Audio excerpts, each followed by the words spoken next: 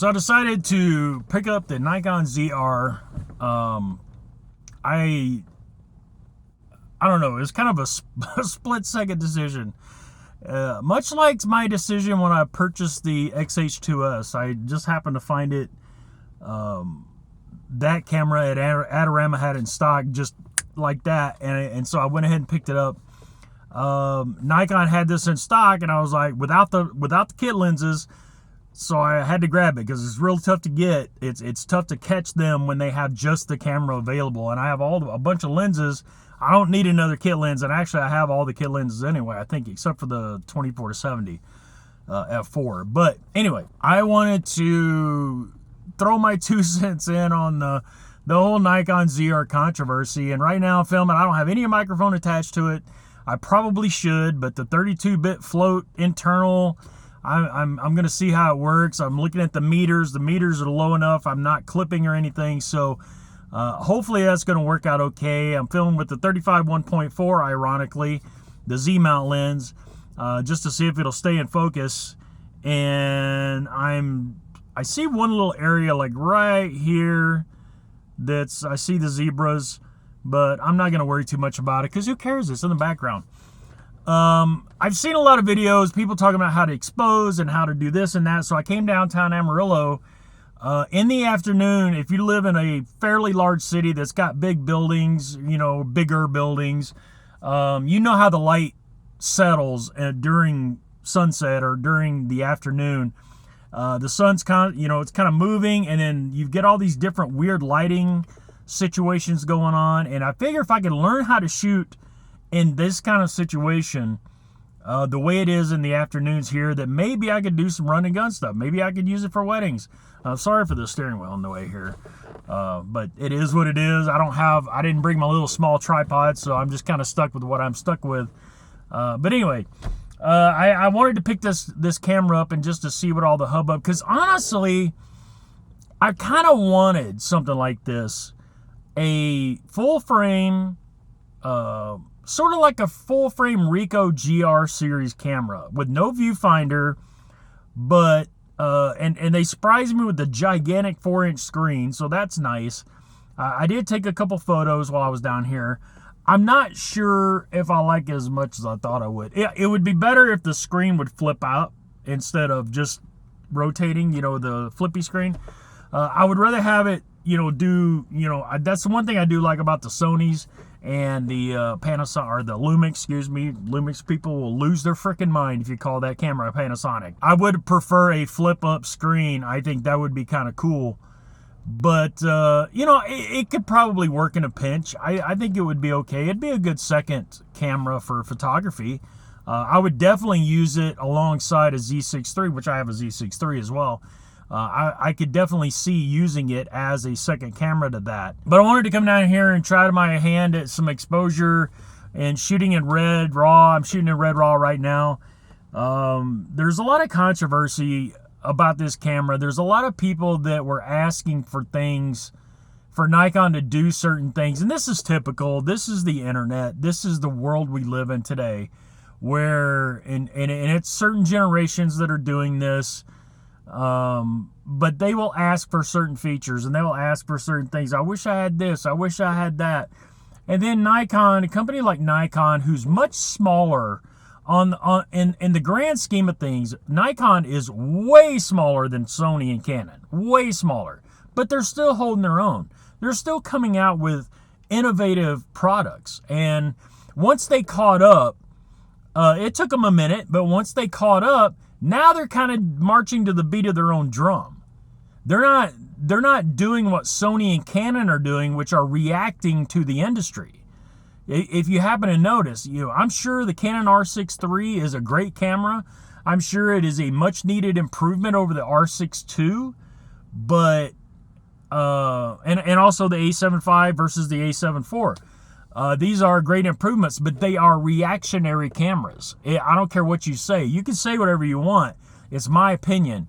And from what I've seen from the outside looking in, which isn't always the right way, but it's my way because that's the only way I have. I'm on the outside. I'm looking inside. It seems to me that Sony and Canon are playing catch up or not playing catch up. I don't want to say playing catch up. They're reacting to other manufacturers like Lumix, like Nikon.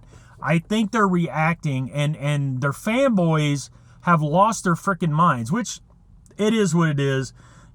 And you also have the YouTubers, the douche tubers that are gatekeepers for Sony and Canon. I mean, they're obvious who they are. I don't have to name them all because you know who they are.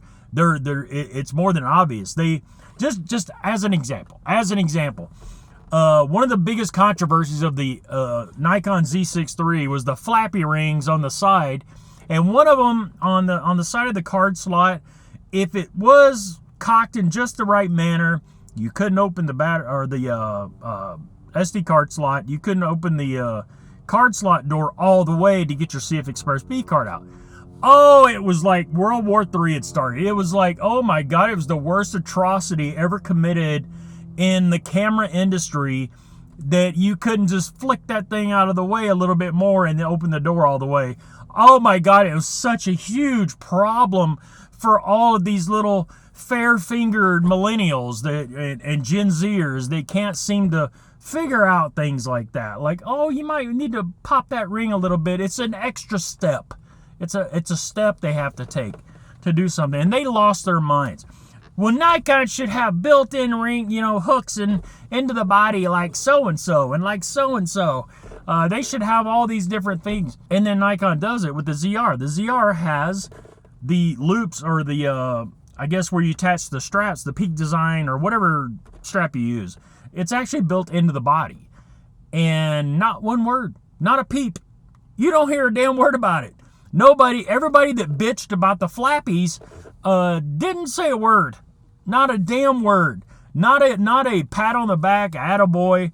No, they just said, the ZR's cool, but it's quirky. It's quirky. The codecs are too big. If you're using Red 3 Red Raw, the Red Raw codec's way too big. It takes up too much space, and it's too big. It just, oh God. It's so irritating how... And I try not to let it get to me, and a lot of times I just stop watching these channels. There's a lot of channels I used to watch that I just don't watch anymore. I would rather watch someone entertaining, like, oh, I don't know, Photo Tripper, hilarious. I love that channel, and I love what he does. I'll never shoot Hasselblad. I'll never spend that kind of money. I could if I wanted to, but I don't want to. I just can't see myself carrying around $15,000 to $20,000 in one camera and a couple of lenses. I just couldn't do it. I had the GFX 100 RF for about a month, and I sold it because I just, man, and I even got it cheaper than what it is now. I got it right around the opening price when it first was dropped, pre-tariffs. All these tariff people out here that lose their minds when they talk about tariffs. I don't know. It was a great camera. I used it in the wedding, actually, and I got some really epic shots. But I just can't see myself carrying around that expensive of a camera. It just, I don't know. I just didn't feel good. It just didn't feel good. Especially when I can get damn near the same quality out of a 24 megapixel sensor. I won't even shoot. I bought and sold the Z8 twice. I bought and sold the Z9 once. I don't see the need in having, I don't need 45 megapixels. That, you may need it. Hey, who am I to tell you what you need? You shoot whatever the hell you want to shoot. I damn sure don't need 60 megapixels, and I don't need 100 megapixels. So I like what I like. I like Nikon for what it is. There's a couple of newer YouTubers that came out, and I like their attitude about it. They say, or they feel like, stop calling it quirks and stop calling, concentrate on what the camera can do. Because Nikon set limits. They said, okay, here's the camera. This is what it can do. Okay, not, here's the camera. I hope that we can come up with a way to convince you that you can use this. That's not what they said. Here's the camera. This is what it can do. It's got Red RAW. You can shoot Red RAW now with a $2,100 camera. And people are still finding a reason to complain about it. because it doesn't do this, because I can't adjust the codecs, I can't adjust the red raw codecs. I guess it's the world we live in. I guess it's just maybe it's generational, maybe it's the millennials and Gen Z that, I mean, their hands look so soft. You ever notice these YouTubers, the douche tubers, the younger ones, like the younger millennials and the Gen Z? Look at their hands when they're doing the close-ups. Their hands look so soft, like they've never held a rake before in their life. They never mowed the yard. They never swung an axe. I mean, I don't mean to crack on them, but I mean, let's be honest. Let's be honest here, y'all. Some of these people got some soft fingers. They got some little hands, soft fingers. I don't know, man. Maybe that's why they complain so much, because it's so much harder for them to grip the camera. Because the ZR has no grip. So I just bought the small rig grip. I don't even have the cage. I got the grip, and man, it looks beautiful. It's awesome. And the grip is perfect. It's just the way its position is perfect. But yeah, that's not good enough, I guess, for your little small soft hands. All right, enough of that. I didn't want to get into insults. Well, there's a couple YouTubers out there who have gigantic hands. But anyway, I just wanted to test this thing out in a vlog style, just throwing it up on the dash and see if it will keep focus on me. It's in autofocus, obviously. I actually have my I brought down, I did shoot some footage with this. What is this, 58? Yeah, 58 1.4 Voigtlander. I did, I don't know if the, oh, it did. It is gonna focus. Look at that shit. It focused. Huh. Good job, Nikon. And then I brought the 28 2.8 as well.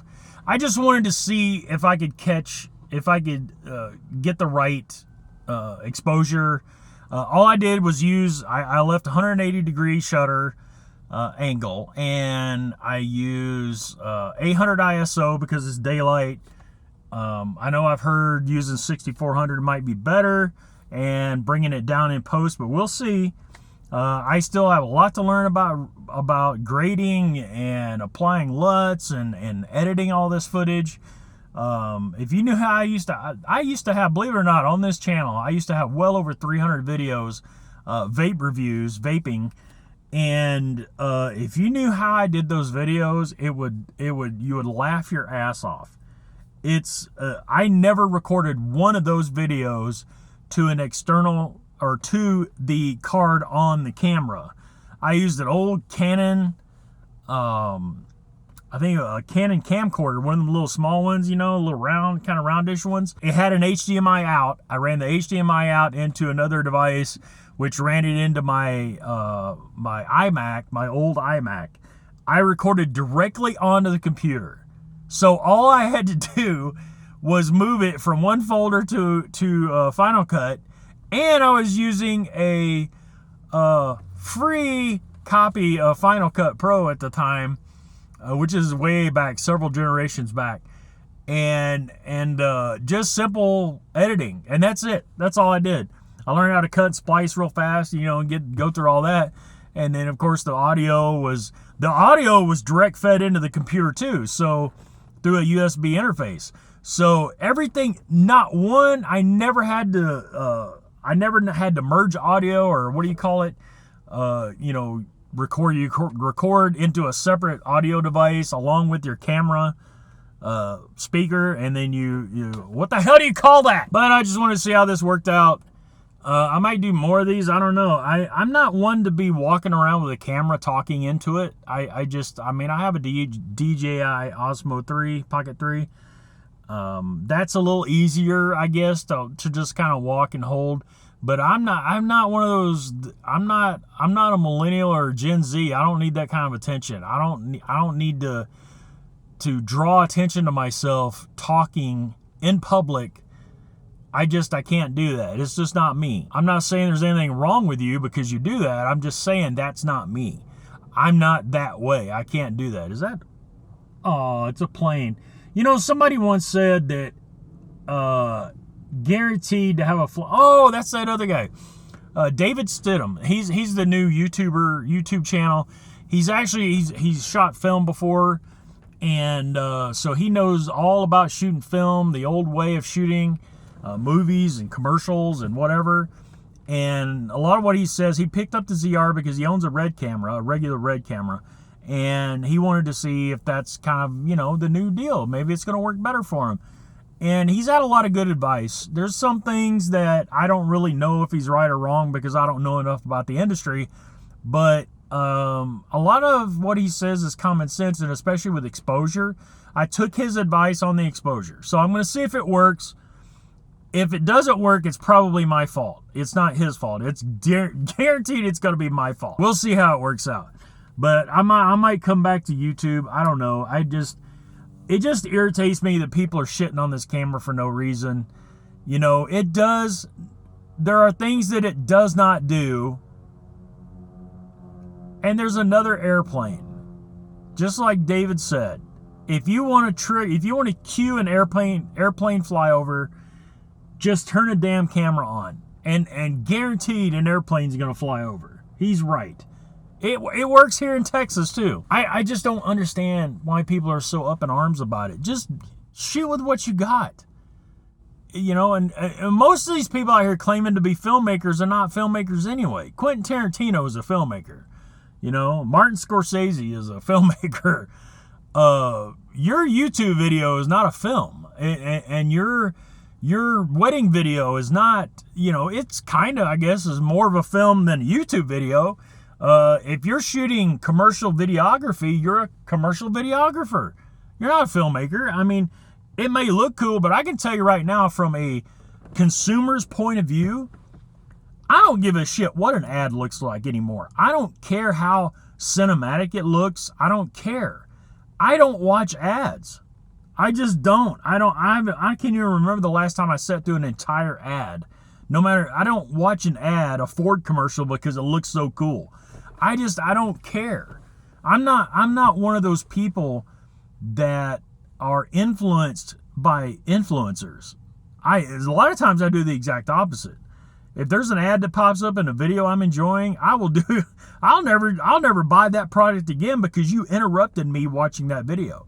That's just the way I am. I'll do the exact opposite of what an influencer is telling me to do, which is another small reason, which is another reason why I enjoy Nikon so much, because so many influencers just hate the fact that Nikon is holding their own. They brag about their market share. They brag about, and I'm talking about Sony and Canon, they brag about how many more cameras they sell, and who's using their cameras, and what pros are using their cameras, and all that. But they're bigger companies. They should have more market share.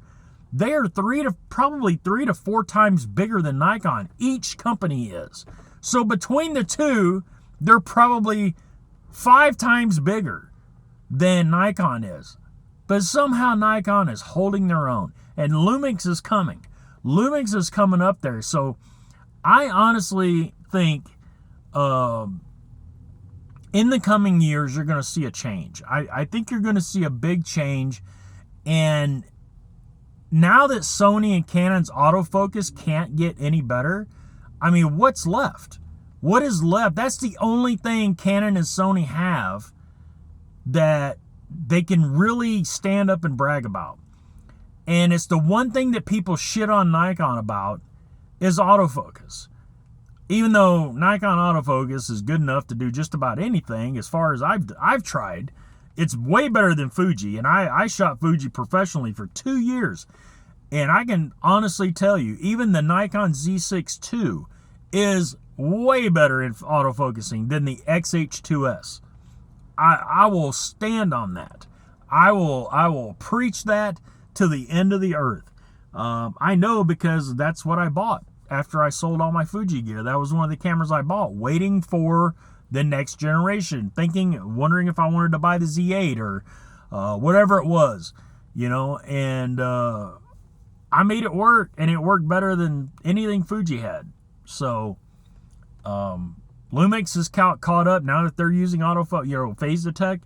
I just Canon and Sony's got some, they're going to have some problems in the coming years. I think because Nikon is shooting these cameras out at the price point that they're shooting them out, it's people are standing up and taking notice. And hats off to Nikon. You know, hats off to Nikon for being bold and for disrupting the market and pissing off the YouTubers. That's my favorite part. Pissing off the douche tubers that shit on them for so many years. And there's another airplane. Another damn airplane. I should have just shut my window, and then you wouldn't have heard it. I don't even know if you can hear it. So we'll see how this video turns out. I'll put it to you this way: if you see this video, then I did all right. It doesn't mean it's perfect. It doesn't mean I got the exposure right. And I'll sprinkle some clips of downtown and stuff, you know, when I can, if they turned out as well. If not, if it's just talking head, that means I screwed up. It's not any other YouTuber's fault that told me how to expose properly with this camera. It is what it is, and it most likely is my fault. So yeah, I'm just trying to decide whether I want to keep doing this. If I want to keep doing the YouTube stuff. I really don't want to be a reviewer, and I honestly don't know what I even want to video. I don't know, just opinion pieces. I don't know. It's hard to even say anymore. Maybe, I don't know. I wanted to point out people being contradictory, especially when it comes to Nikon. But and I could fill up an entire library of videos doing those type of videos. But I think people are starting to catch on. I think there's a lot of YouTubers out there with big subscriber counts, and they can't even pull 10%. And that's the standard, is to pull 10% of your subscribers on each video. Jared Poland's not doing that. Tony Northrup's not doing that. You know, there's a lot of people out here not doing that. They can't even pull 10%. People are catching on. People are kind of figuring it out. Even, you know, I kind of backed off of Casey up there in Camera Conspiracies. He's entertaining. You know, he's entertaining at times. And I know why he does what he does. Is he's got to be that controversial. He's got to say things, and he's got to clickbait people into watching his videos, or, you know, his videos just kind of get lost in the shuffle. So I get it. I understand. And trust me, I know I've been hard on him, but I get it. I do really get it. I understand. But I don't know. I don't know if that's me either. I don't know if I could do anything like that, but we'll see how this video turns out first. Little baby steps. Little baby steps. And shout out to Nikon again. ZR, great camera. Even if you took the red raw out of it, it's still a great camera.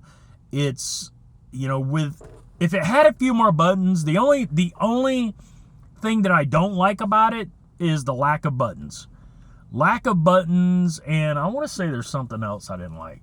I want a flip out screen, so, you know, we do need to get with the program on that. If it had a flip out screen, more buttons, I think it would be my full frame Ricoh GR camera that I've been looking for. I really do. It's about the right size with the grip on it. It's kind of perfect. I got bigger hands, and they're definitely not soft. But anyway, shout out to Nikon, great camera. I like it. You know, it got me wanting to shoot more video. It got me wanting to shoot video for YouTube again, or whatever. Maybe add it to my. I do weddings every once in a great while.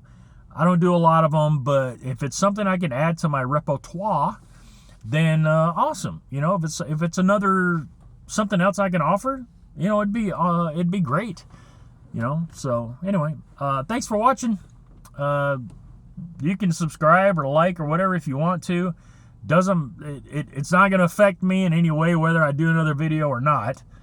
But I do appreciate if you did watch this video, especially if you watched it all the way through, because most people don't even watch videos for more than 5 minutes or so. And that's everybody. But we all have shorter attention spans now, you know, and the younger you are, the shorter that attention span is. So I get it. But maybe my channel's not for the younger people. Hey, another airplane.